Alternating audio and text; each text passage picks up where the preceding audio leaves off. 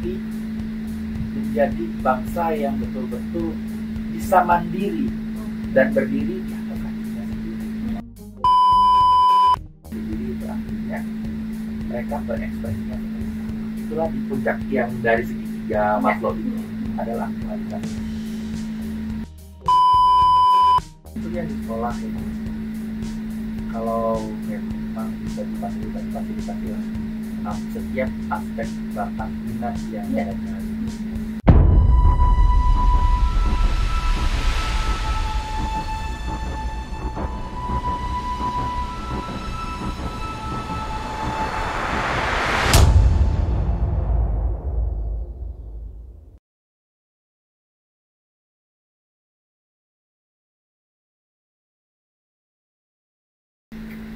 Halo Semeton ASN, semangat pagi dimanapun Anda berada. Jadi hari ini saya Farida Murtasari senang sekali kembali hadir menemani Semeton ASN di podcast BKPSDM Provinsi Bali dengan tagline ASN Bali Bisa atau ASN Bali Bincang Santai.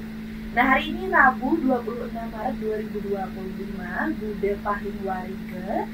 Hari ini saya tidak sendiri nih, Semeton ASN sudah kedatangan ditemani seorang narasumber yang sudah jauh-jauh datang dari Kuta Selatan. Hari ini spesial, kita telah hadirkan seorang guru. Jadi beliau ini adalah seorang guru di SMA Negeri 2 Kuta Selatan. Oke, ada yang bisa tebak nih, mungkin murid-muridnya Pak Guru sedang nonton podcastnya nih kali ini. Jadi the one and only Bapak Bimo Bagus Prakoso SPD. Om Swastiastu. Oke, jadi saya panggilnya Pak Bimo. Betul. Salam kenal Pak Bimo. Kenal juga. Iya, ini karena kali pertama kita bertemu ya Pak Bimo ya. Nah, jadi tadi berangkatnya dari mana nih Pak Bimo? Oke, kalau saya tadi berangkat itu langsung dari rumah ke sini langsung. Oke. Bapak tinggal di mana Pak? Saya tinggalnya di daerah Jimbaran. Oke, Di bukit sana yang jauh sana gitu. Tapi memang asli Bali?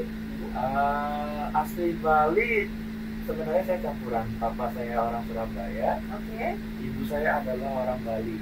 Jadi orang Buleleng. Oke, jadi dari kecil sudah di Bali gitu ya? Dari kecil sudah di Bali. Iya. Nah, boleh cerita-cerita nih Pak sedikit untuk Semeton ASN juga. Jadi Pak Bimo ini sekarang tugasnya di SMA Negeri 2 Kuta Selatan itu ya tadi. Nah, kesehariannya di kantor ngajar apa aja nih Pak berarti Pak? Oke, baik ini ya. Kalau saya di SMA 2 Kuta Selatan itu saya adalah seorang guru bimbingan konseling. Mungkin banyak yang belum pernah mendengar nih, atau mungkin tahu tapi stigmanya masih menganggap guru BK itu polisi sekolah gitu ya. Mungkin serem gitu. Sebenarnya guru BK itu nggak seserem itu gitu loh. Jadi keseharian saya adalah selain mengajar di kelas ya, selain memberikan layanan klasikal namanya di kelas, saya juga adalah seorang guru yang yang menggunakan proses bimbingan dan konseling secara individu maupun berkelompok di sekolah. Ya, jadi artinya dalam program setiap hari itu ini ya Pak, ada aja ya siswa-siswa yang everyday itu ada. Jadi memang tadi yang Bapak ajaran khususnya itu adalah di bidang guru bimbingan konseling begitu ya Pak. Oke. Nah kalau boleh tahu pendidikan sebelumnya di mana Pak? Nah untuk pendidikan saya itu saya terakhir pendidikan itu di S1 program studi bimbingan konseling Universitas Pendidikan Ganesha. Oh iya. Jadi sudah berapa tahun berarti ini Bapak mengajar gitu? Kalau secara realnya saya dimulai dari tahun 2022. Jadi dari awal masuk masih belum apa-apa gitu ya, sampai sekarang jadi ASN, bagian dari ASN juga, sebagai abdi negara juga, bagian dari Semeton ASN juga gitu ya. Gitu. Saya sudah mengabdi mungkin sekitar 2 tahun ya, atau 3 tahun dari 2022. Jadi sudah main banyak juga ya, lika-likunya, serba-serbinya gitu ya, menghadapi betul keseharian itu gitu ya. Oke.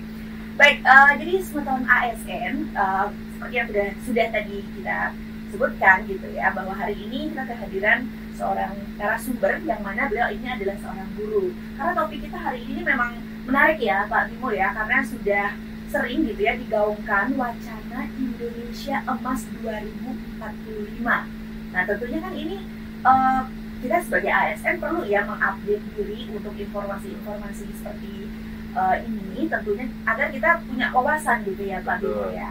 Nah terlebih Indonesia Emas 2045 ini kan berarti 100 tahun Indonesia merdeka ya Pak Bimo ya, dari 1945. Ya artinya memang Sultan ASN ini adalah momentum yang sangat penting gitu.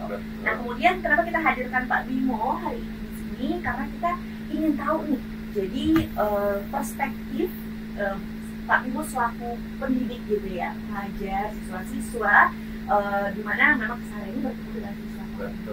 Yang mana siswa ini representasi dari generasi penerus. Karena Sultan ASN tema kita hari ini adalah mewujudkan generasi bangsa yang cerdas tanpa kekerasan bullying dan nafsa untuk Indonesia Emas 2045.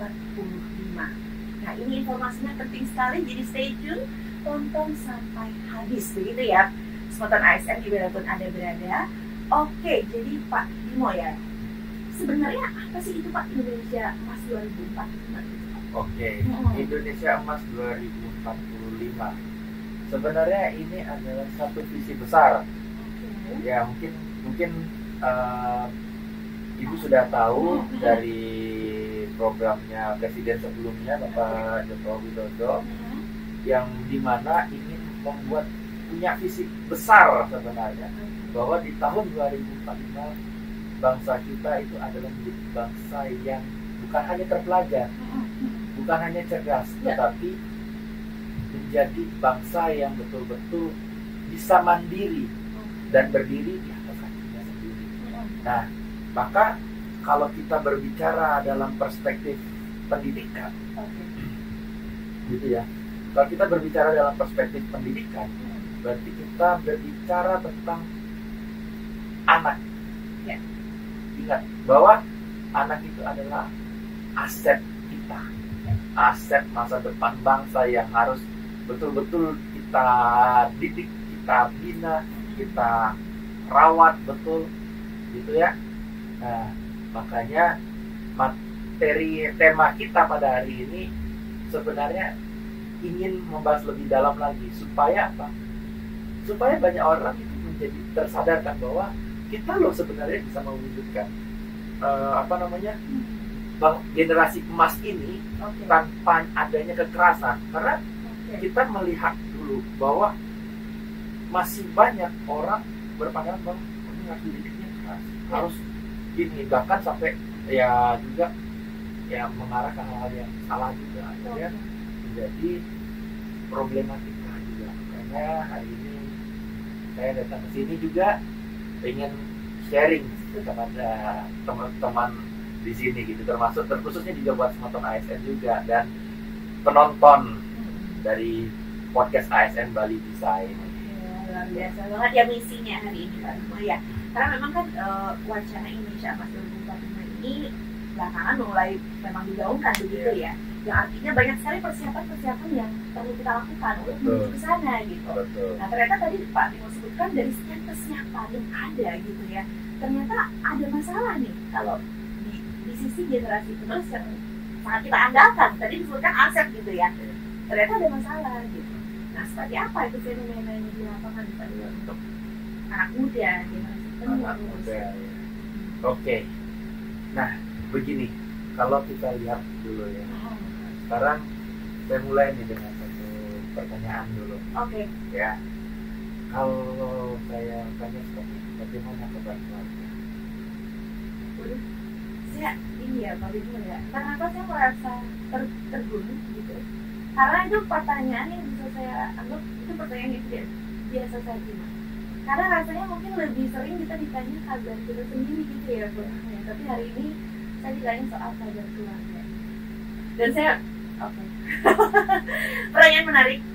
Saya rasa kabar keluarga ya asal baik ya. Fisik ya, asal mental juga. Mental juga baik ya. Nah gimana Oke.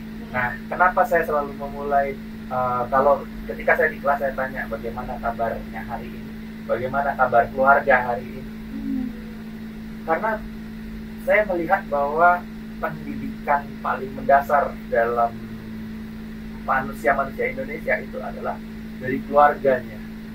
Nah, kenapa apa keterkaitannya dulu dengan kasus ini? Apa yang tema kita yang akan jelaskan pada hari ini, gitu ya? Nah, sebenarnya dari keluarga inilah muncul bibit-bibit bangsa. Dari keluarga inilah muncul yang namanya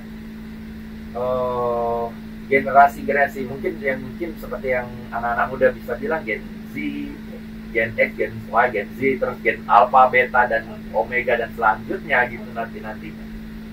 Nah, dari sini, dari keluarga ini sebenarnya banyak sekali dinamikanya. Nah, termasuk salah satunya mungkin kalau kita bicara tentang keluarga, di dalam keluarga mungkin ada yang bisa kita bilang sebagai kasus-kasus juga ya, ada kasus-kasus, ada yang masalah-masalah, salah satunya adalah bagian dari kekerasan juga, kekerasan. Nah, di rumah itu makanya saya mau bilang bahwa kenapa kita harus galakkan ini keluarga anti kekerasan gitu ya.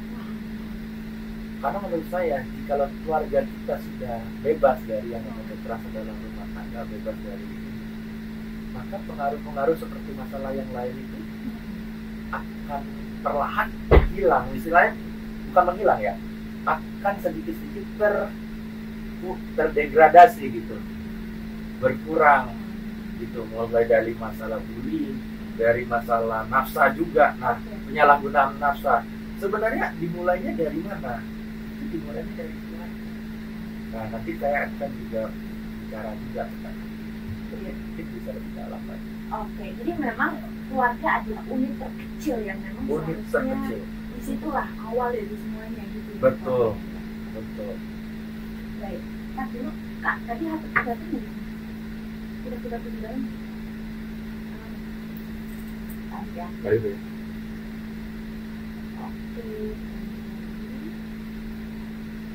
Nah, oke. Pak Bimo kan tadi menyebutkan itu adalah keluarga gitu ya. Betul. Dan memang awalnya tuh ada di sana. Iya. Nah, kemudian ini Pak Bimo, siapa sih yang dimaksud dengan generasi penerus ini gitu? Usia berapakah mereka ini gitu? Baik. Kalau untuk usia, kalau kita bicara usia, kalau kita mulai dulu dari gennya itu ada di gen X, Gen Z ya, terus yang sekarang Gen Z, milenial, alpha, beta, yang gennya itu sekarang yang di sini. Rentangan usianya adalah untuk kalau yang kita bicara di SMA dulu ya, kita bicara dari usia rentangan 16 sampai 18 tahun itu adalah generasi yang akan meneruskan tongkat estafet kita. Tongkat estafet menuju Indonesia emas ini. Ya. Gitu. Sehingga rentang usianya ya sekiranya seperti itu. Gitu, dari rentangan usianya. Lalu juga apakah di SMP generasi yang anak-anak SMP juga bukan generasi itu, mereka juga masuk di dalamnya. Jadi semua itu dari yang akan bersiap ini adalah dari generasi yang saat ini sudah di SMA, dari kelas 1 sampai kelas 3 SMA, kelas 10 sampai 12, dan dari generasi yang sudah ada di SMP. Generasi SMP ini yang akan meneruskan di SMA akan meneruskan jadi ya mas mahasiswa atau dan untuk menjadi lebih untuk menjadi terbuka secara pikirannya. Nah, jadi memang teman-teman ASN ya yang disampaikan oleh Pak Bimo tadi adalah di usia sekolah ini yang memang perlu disoroti gitu. Betul. Ya Pak Bimo ya. Betul. Lebih memang di sekolah kan waktu juga lumayan ya dihabiskan di sekolah. Betul. Gitu kan. Keluarga gitu kan. Pendidikan karakter, akademis dan non akademis, soft skill juga artinya banyak peran sekolah juga di sini ya. Peran sekolah juga. Artinya akan berpengaruh juga gitu ya terhadap perkembangan generasi penerus atau anak-anak muda ini gitu ya. Nah, tadi kan di tema disebutkan bahwa di antara persiapan ternyata di aspek perilaku itu memang ada persoalan, entah itu bullying, bentuk-bentuk kekerasan, ya tadi bullying atau nafsa gitu. Nah, seperti apa ini gambarannya Pak? Lapangan gitu ya. Oke. Kalau kita berbicara tentang gambaran, sebenarnya ini yang cukup mirip sebenarnya. Yes. Bahwa kekerasan dari dalam rumah bisa terbawa sampai ke rumah. Kenapa bisa terjadi sedemikian rupa gitu ya? Karena anak di usia usia dari yang di SMP dan SMA, mereka akan menyimpan itu di dalam memori mereka, memori emosi, memori perilaku itu akan tersimpan dalam diri mereka. Nah, sehingga kebanyakan dari mereka itu akan mencari jati dirinya karena keluar ya dari lingkungan sosial. Dari lingkungan sosialnya ini mereka mencari lagi apa ya istilahnya yang dari pengaruh yang dari rumah ini dibawa ke rumah. Contoh kayak misalnya melakukan kekerasan ini karena dia ingin mencari yang namanya existence atau mencari eksistensi gitu. Akhirnya dia ya mulailah contoh dia itu menakuti teman-temannya, mengambil perannya malah jadi pelaku gitu ya. Betul. Itu sudah faktornya cuma baru dari rumah saja, bahannya baru dari rumah saja yang lingkup paling kecil loh. Makanya saya bilang inilah keluarga peran pendidikan selain dari sekolah, selain dari masyarakat. Jadi tidak bisa berjalan sendiri gitu ya. Betul, tidak bisa jalan sendiri. Oke. Nah, ini perlu kita perhatikan sih memang ya bersama-sama ya. Jadi stakeholdernya banyak gitu ya. Betul. Oke. Jadi kan ini memang ada keterkaitan gitu ya. Iya. Ada perilaku yang menjadi anak, kemudian dari satu jenis perilaku menyimpang ke perilaku menyimpang lain. Nah, mungkin saya ingin tahu nih, kalau bullying itu sebenarnya bullying kayak apa sih Pak? Apa itu bullying? Oke. Bullying ini, nah kita bedakan ya, kekerasan, bullying dan nafsa kita bedakan ya. Jadi kalau kita bicara tentang bullying, sebenarnya itu lebih seperti teror. Right? Kalau kita ingin mendapatkan sesuatu dengan cara yang istilahnya agak kasar, agak keras gitu, nah itu bully salah satu.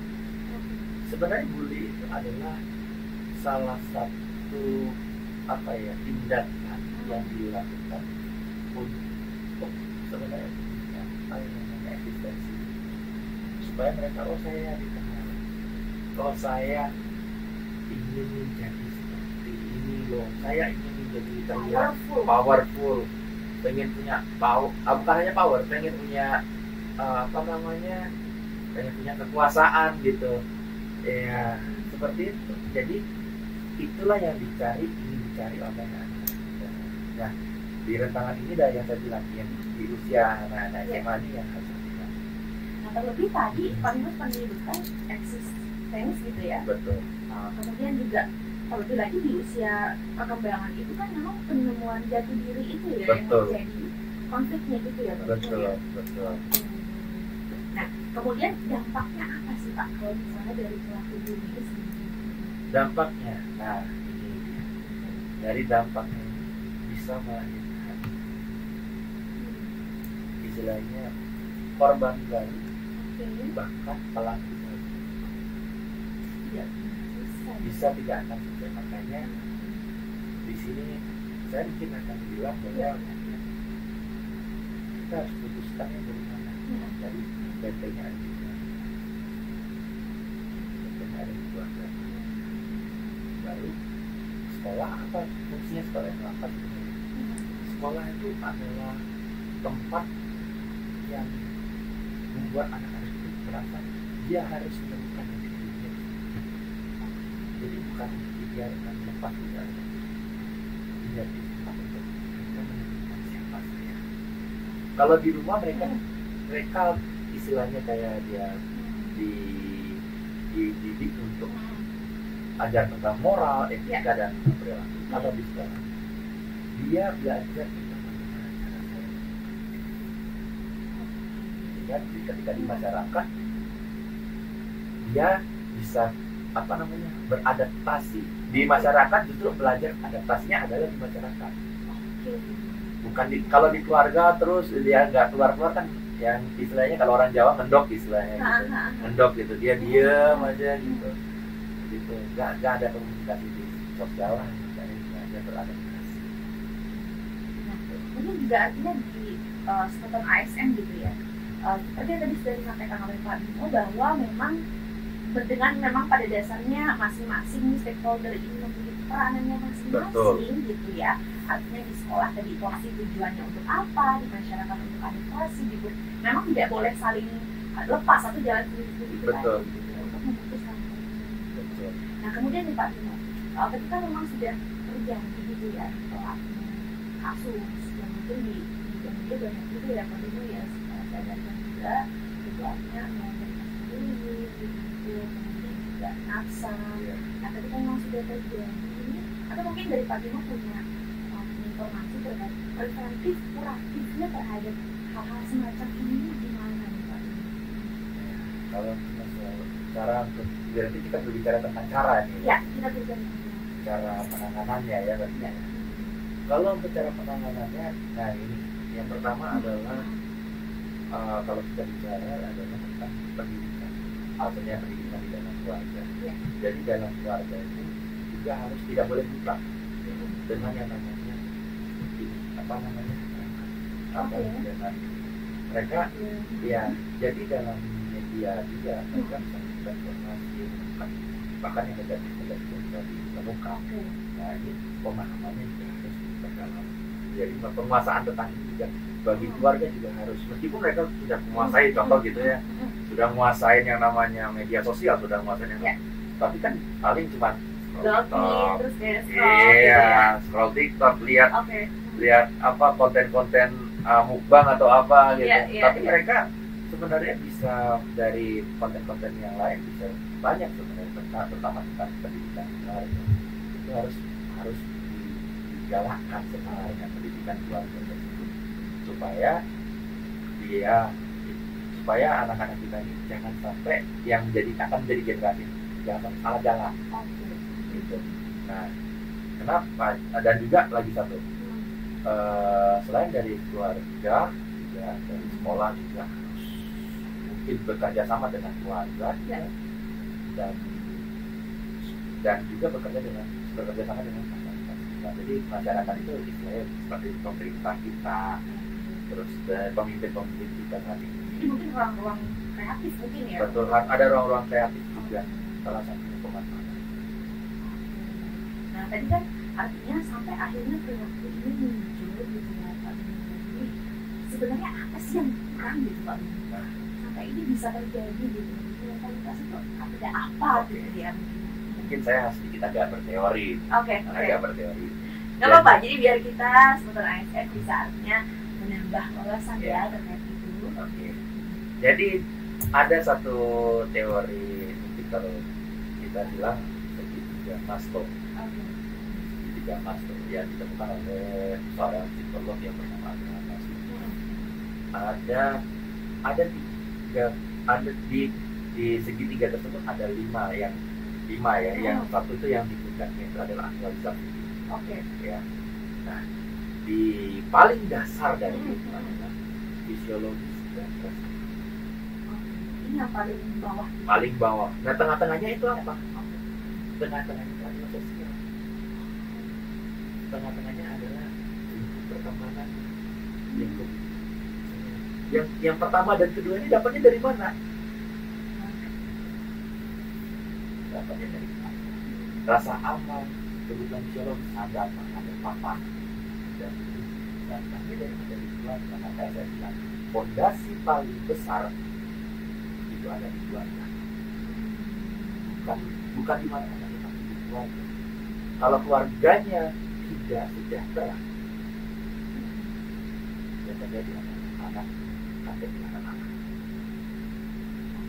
Artinya kalau boleh saya ulang lagi gitu yang Pak Bimo sampaikan, tadi yang paling dasar itu kan penyesalan, rasa aman. Iya, betul. Tingkat 1 senang papan, tingkat 2 itu ada masalah. Kalau misalnya ini tidak terpenuhi, kan berarti berpengaruh.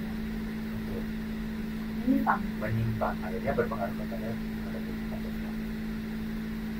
Jadi asalnya dari sana gitu ya? Asalnya dari. Nah kemudian tadi di tingkatan ketiga dari ketiga itu kan ada memang apa istilahnya sosial gitu ya. Nah kemudian sejauh mana sebenarnya sosial itu berpengaruh untuk memenuhi kebutuhan di level itu? Kalau sosial itu berpengaruhnya sebenarnya kalau keluarga itu, saya mungkin pakai persentase ya. Oke. Pakai persentase.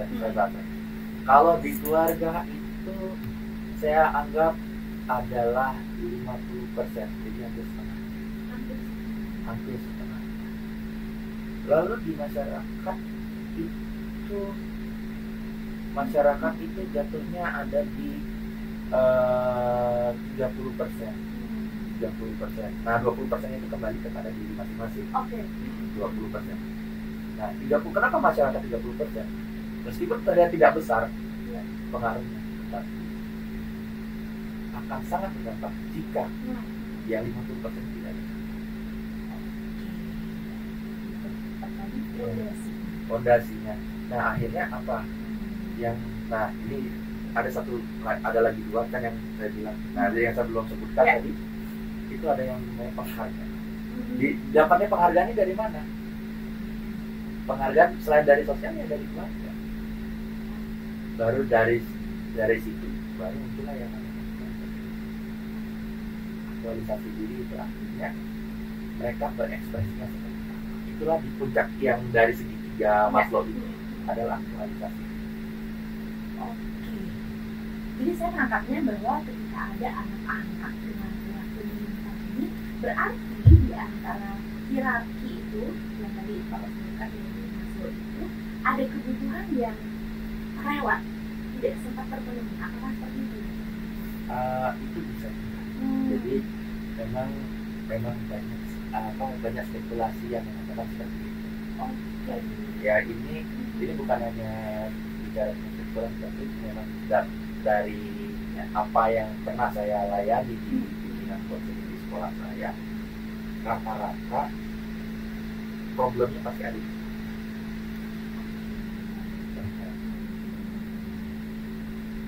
Kalau dari di sekolah ya, di konteks sekolah yang Pak Dino alami selama ini itu, ketika memang di sekolah menemukan kasus seperti itu, hal-hal terkait itu, seperti apa kemudian langkah-langkah pendekatan kepada anak, keluarga itu?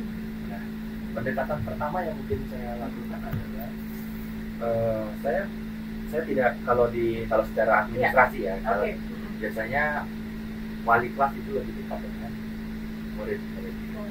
Tetapi terkadang ada wali kelas yang mungkin tidak, wali kelas itu guru-guru yang ada di kelas itu ya.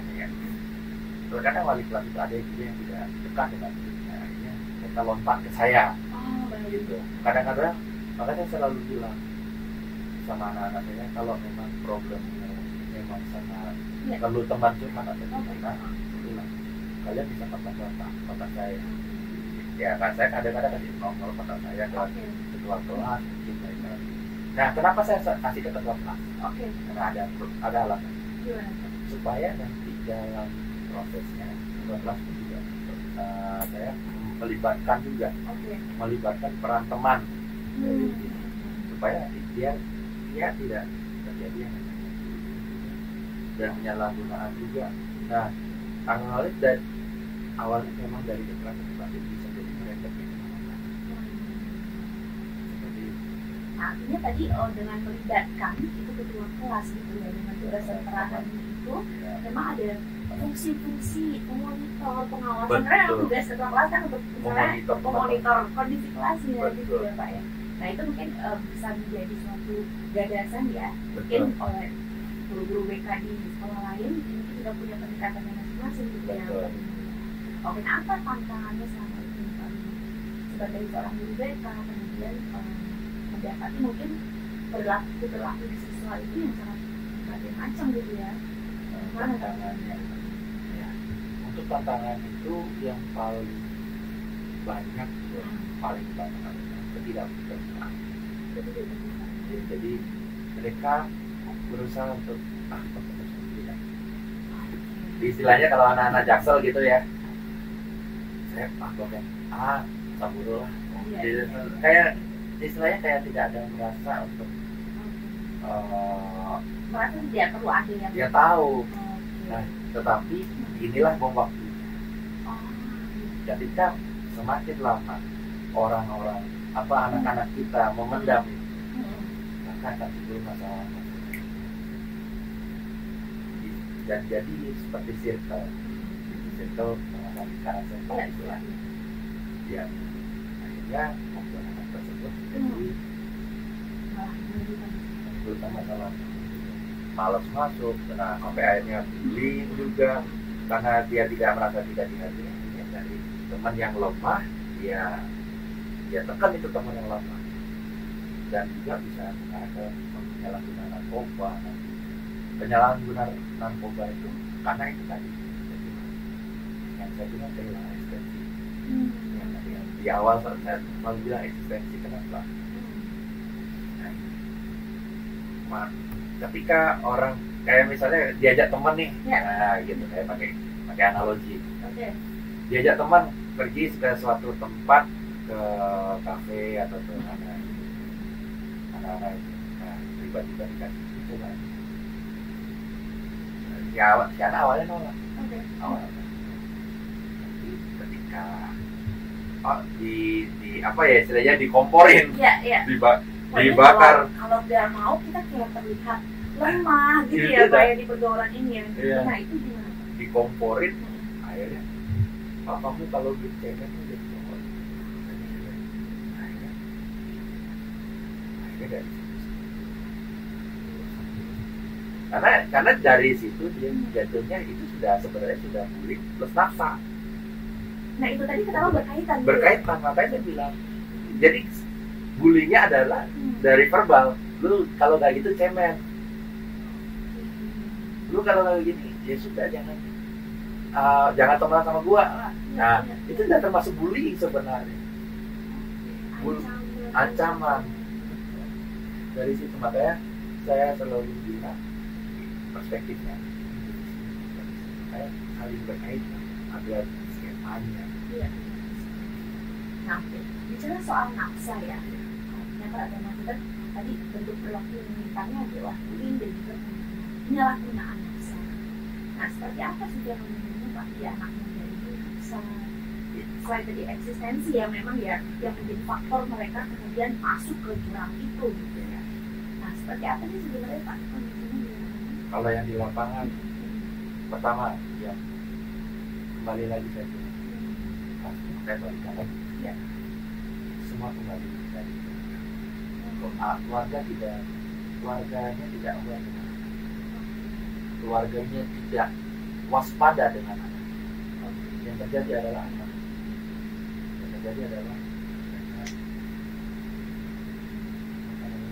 beribarat tapi juga ada yang tidak kalau keluarga aware, karena aware akhirnya menjadi overthinking.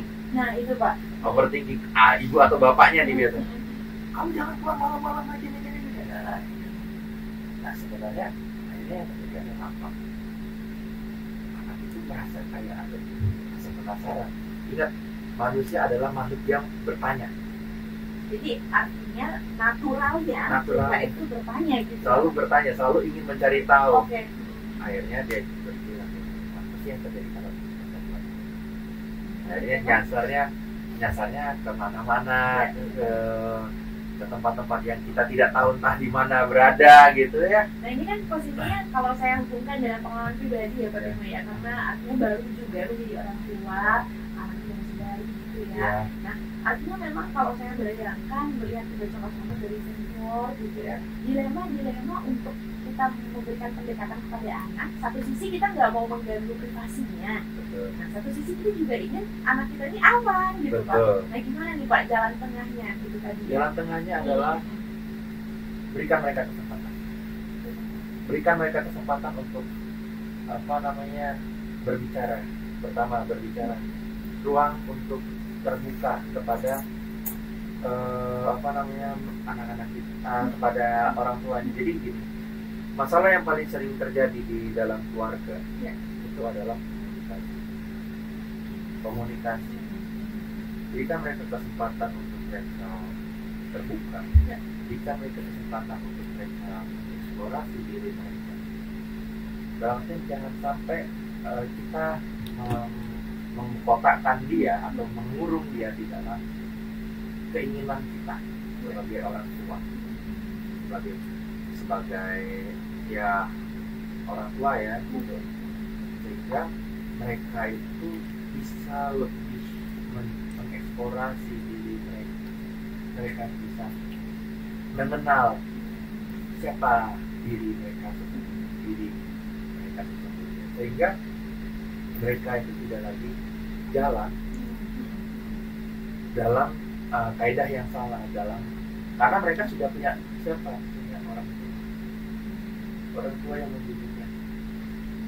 Jadi memang di proses menemukan jati diri ini perlu pendampingan gitu ya Pak? Sangat perlu pendampingan, tapi bukan sesuatu yang sangat protektif begitu ya, mengekang sifatnya. Ya, kita boleh protek, boleh. Okay. Saya bilang kita boleh protek, tetapi dalam batas-batas yang baik. Jangan sampai ketika kita proteksi, overproteksi jadinya. PR ya. Iya. Sehingga perlu dikaji kembali. Dan kita sebagai orang tua perlu banyak mengkaji, perlu banyak evaluasi. Apakah saya sudah benar kepada anak saya? Ya. Nah itu yang saya bilang. Apakah saya sudah benar? Makanya harus evaluasi. Makanya itulah pentingnya kita evaluasi sebagai orang tua juga. Gitu. Terutama saya secara pribadi, meskipun ya kalau boleh jujur, saya masih muda, masih usia anak-anak ini. Tetapi saya belajar dari ayah saya, almarhum bapak saya, bahwa ayah saya itu adalah orang yang suka memberikan kesempatan kepada anak-anak untuk terbuka, untuk bicara dan gitu. Gitu sih. Oke. Jadi saya ingin bahas masalah ASN lagi, untuk Pak Bimo ya. Dari tadi yang sudah Pak Bimo sampaikan ya tentang ASN. Jadi memang bahwa dalam artinya kita memberikan pendekatan gitu ya Pak Bimo ya terhadap anak-anak ini, anak-anak kita gitu ya. Pendekatan ini adalah sesuatu yang sifatnya membuka komunikasi gitu ya, komunikasi setara gitu ya. Memberi kesempatan seperti itu. Jadi mungkin ini akan memberikan impact yang baik juga untuk anak gitu ya. Nah, jadi memang yang di highlight adalah yang tadi Pak Bimo bilang, membangun komunikasi. Jadi memang harus selalu disempatkan gitu ya Pak Bimo ya. Harus. Artinya kan kalau kita ngomongin sehari-hari ya, belum urusan kerjaan, belum urusan pribadi gitu kan. Jadi kayak kita kadang merasa waktu kejar-kejaran. Betul. Gitu. Nah ini mungkin pelajaran juga sih buat saya gitu ya. Artinya oke, memang harus disempatkan gitu. Evaluasi diri. Tapi juga ingat, saya tambahin juga bahwa kita sebagai orang tua tetap kita harus punya bukan dominan ya. Kita harus bisa di atas anak kita tetap.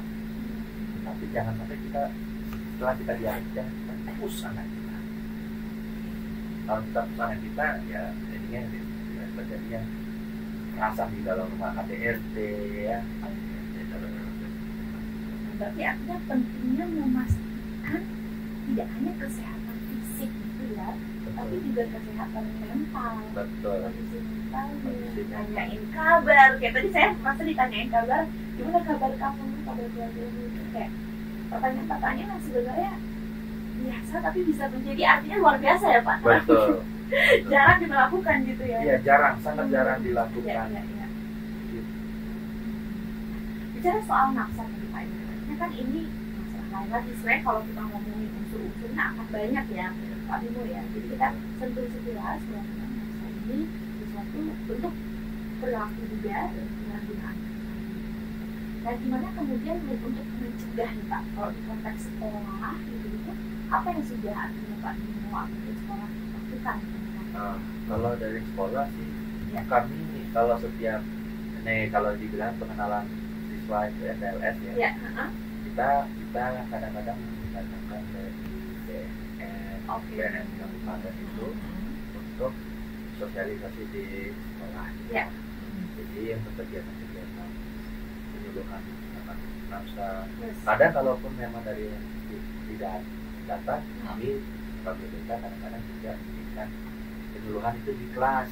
Oke. Jadi maksudnya seperti memberikan mungkin gambaran tentang lakukan. Dan biasanya sih kami selalu kaitkan juga apa namanya faktor-faktor yang penyebabnya seperti apa gitu.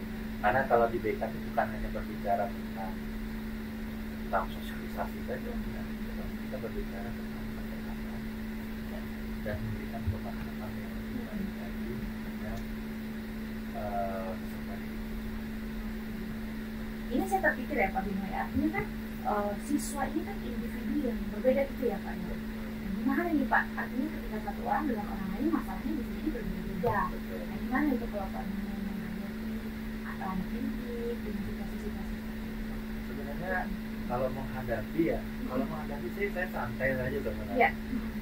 Cuman memang kita harus dalam istilah kita observasi masalah tersebut dan yang tersebut apa sih sebenarnya problemnya, apa sih yang diobservasi, habis itu setelah dari observasi tersebut dari observasi awal inilah yang kita akan mungkin bisa mulai karena yang layanan yang positif itu mungkin atau kelompok yang bisa menjadi apa ya tonggaknya ini dari pengembangan karakter.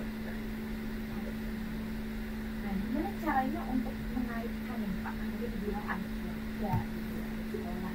Nah, kalau dari sisi Bapak selaku guru BK gitu, gimana caranya mensinkronkan gitu? Kalau tadi disebutkan ada masalah di keluarga, bagaimana mensinkronkan ini gitu Pak? Antara keluarga dan sekolah, bagaimana peranannya bisa dilakukan? Kalau mensinkronkan antara keluarga dan sekolah, Yes. sebenarnya keluarga dan sekolah itu mensinkronkannya mereka kalau di sekolah saya biasanya kita mengadakan apa orang tua mungkin, atau kalau memang di hari-hari biasa ketika mungkin dalam belajar kalau misalnya ada siswa yang bermasalah kita panggil orang tuanya. Kalau memang sudah problemnya cukup serius, kita biasanya melakukan pendampingan.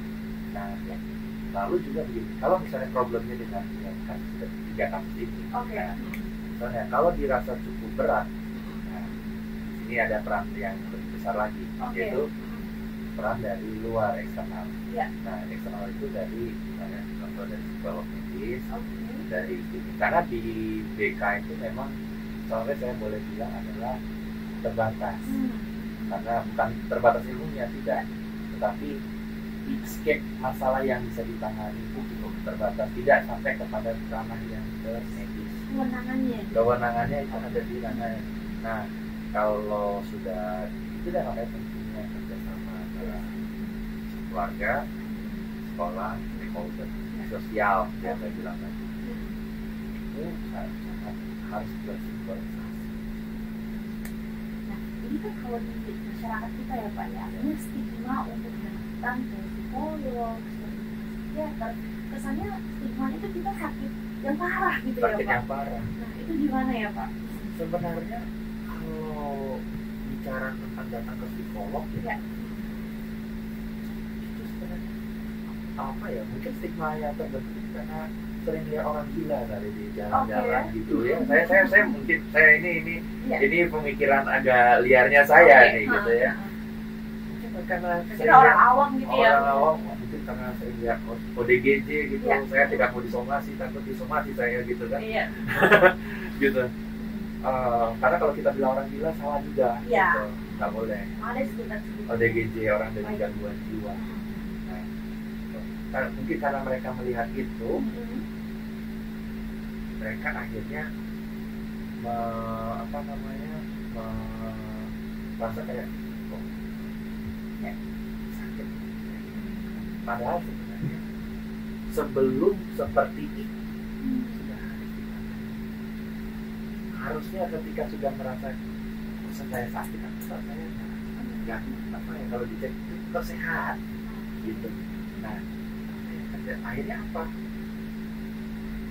harus Ini masalah yang lebih besar gitu. iya, makanya harus ditangani ke Iya. psikolog yang berpengalaman. Selain dari konselor itu tugasnya mendampingi ketika mungkin pernah masalahnya di awal. Konselor itu lebih di bawah lagi sebenarnya, lebih deep lagi sebenarnya gitu, di bawah.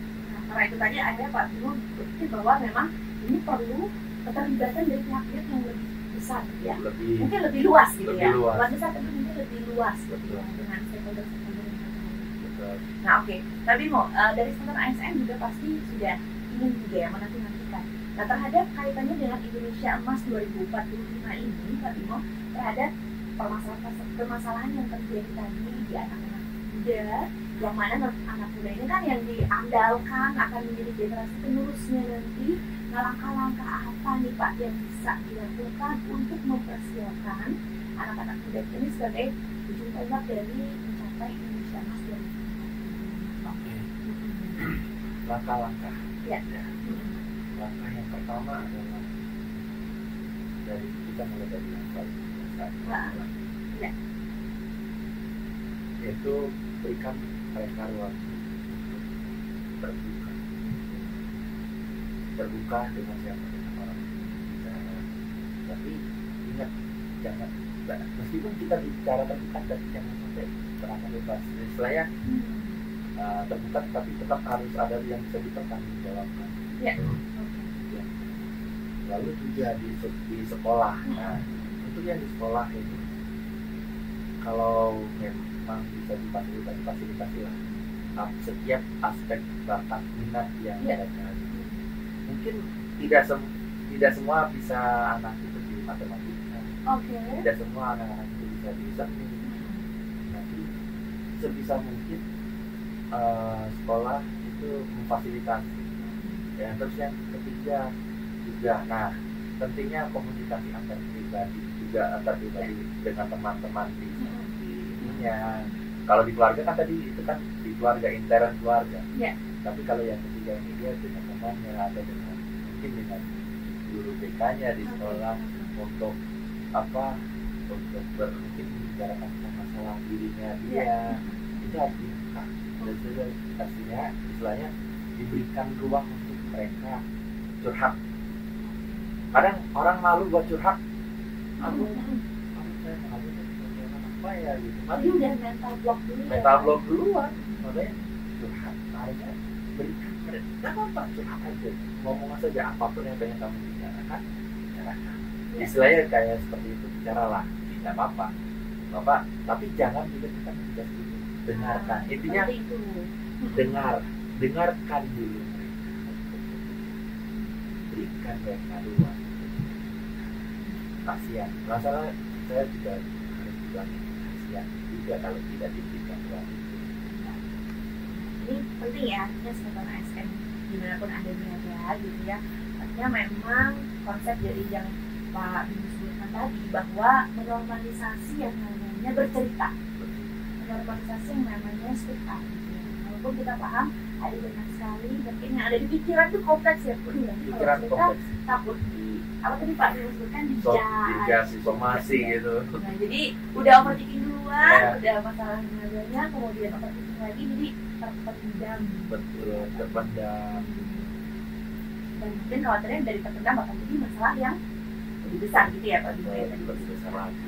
Oke nih Pak Bimo, sudah tidak terasa ya kita sudah di penghujung podcast kali ini. Tapi tentunya Semeton ASN juga pasti mau mendengar nih closing statement dari Pak Bimo gitu ya, terkait dengan tema kita hari ini, yaitu adalah mewujudkan generasi emas Indonesia 2045, dan juga yang mana Indonesia Emas 2045 ini tanpa bullying gitu ya, tanpa perasaan bullying. Dan seperti apa nih Pak?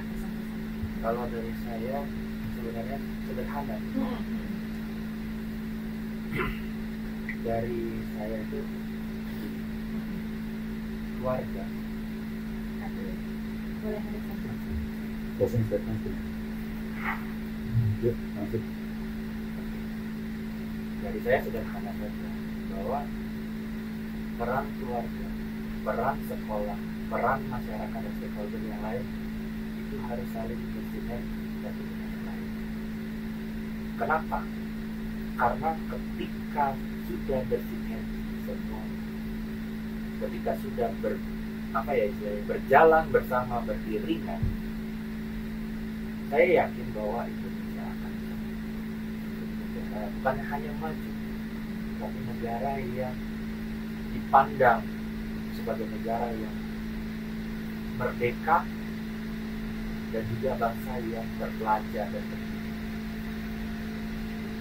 Dan juga di dalam keluarga kita, saya bilang bahwa jangan sampai kita main tangan, jangan sampai kita menggunakan cara keras gitu, tapi kita mereka berbicara, dengarkan apapun keluh kesah mereka sebagai orang tua. Ini untuk Sumberton ASN juga. Mungkin kita dengan pekerjaan kita, dengan pekerjaan sesibuk apapun kita sebagai abdi negara, tapi sempatkanlah untuk mendengarkan berbicara anak-anak kita. Jangan sampai kita dipukul oleh pekerjaan kita, akhirnya kita tidak mendengar. Karena that's the golden period. Itulah golden periode emas mereka berkembang. Luar biasa ya pesan-pesannya, closing statement dari Pak Bimo untuk Sumberton ASN dan juga kita semua gitu ya.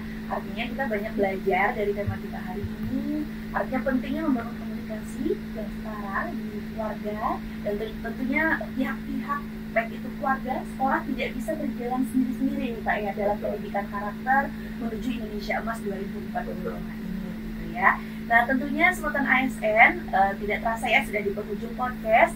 Silakan dicatat nih Sumberton ASN poin-poin pentingnya gitu ya untuk kita terapkan yang baik-baiknya sehingga kita bisa bersama-sama nih mencapai keluarga yang sejahtera gitu ya Pak.